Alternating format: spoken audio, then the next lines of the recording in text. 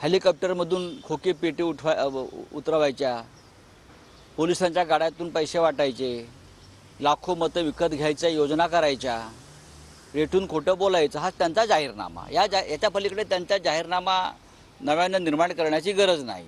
PM ने कल कहा ये कैसे लोग हैं जो सोते रहे और इनकी पार्टी चोरी हो गई, इनको बिल्कुल भी वोट देना नहीं चाहिए, जो अपनी पार्टी नहीं संभाल सकते। नहीं, चोर, ये चोर बोल रहा है जिसने पार्टी पर डाका डाला है, ये बोल रहा है। चोरी की, ये मान्य किया। ये कैसे लोग हैं जिस पार्टी चोरी की? चोर कौन है? चोर को मदद किसने किया? चोर को मदद करने वाले प्रधानमंत्री, गृहमंत्री, चुनाव आयोग, ये तो चोर के साथीदार है ना, चोरों के सरदार है। और यही बोल रहे, इसीलिए तो हमको ये देश में परिवर्तन लाना है और संविधान की रक्षा करनी है। पार्टी नहीं संभाल सकते, देश क्या संभालेंगे, उनको वोट मत दीजिए। देखिए, अच्छी बात कही। पार्टी हमने पूरी तरह से संभाल ली है और 4 जून को पता चलेगा पार्टी कौन है, शिवसेना कौन है, राष्ट्रवादी कांग्रेस कौन है और बीजेपी कहाँ है।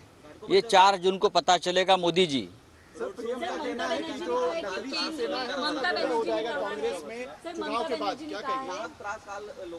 नक्कीच देशाच्या प्रधानमंत्र्यांच्या रोड शोसाठी जे आता कार्यवाहक प्रधानमंत्री आहेत त्यांच्यासाठी दुपारी 12 वाजल्यापासून मुंबईचे रस्ते, मेट्रो ट्रेन्स, रेल्वे, कार्यालय, हे सगळं बंद केलं। लोकांचे किती हाल झाले।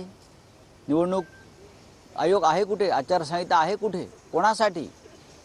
अशा प्रकारे प्रचार या देशात कधी झाला नव्हता की एका व्यक्तीनं प्रचाराला यावं आणि त्याचा प्रचार सुरळीत व्हावा म्हणून सर्वत्र रस्ते बंद करण्यात आले, लोकांची गैरसोय करण्यात आली। ज्या रस्त्यावर 17 लोकांचा मृत्यू झाला होर्डिंग पडून, तेथे प्रधानमंत्री रोड शो करतात, यासारखी अमानुष गोष्ट नाही। सर्वत्र महाराष्ट्रात आणि देशामध्ये सर्वत्र हा मोठ्या प्रमाणात विरोध नरेंद्र मोदी आणि अमित शहाना होतोय।